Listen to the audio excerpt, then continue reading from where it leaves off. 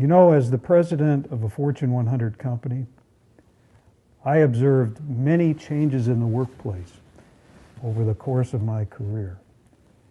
And those changes made achieving an appropriate work-life balance even more difficult.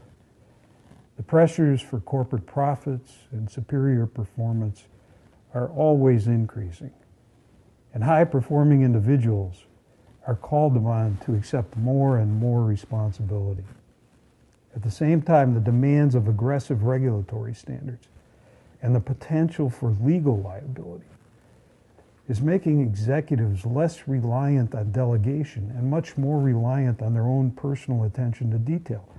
And the result of that is much greater demands on our time. It's around the clock, making it difficult to give adequate attention to our families and to our spiritual development. Too often, the most important dimensions of our lives are frankly totally out of balance.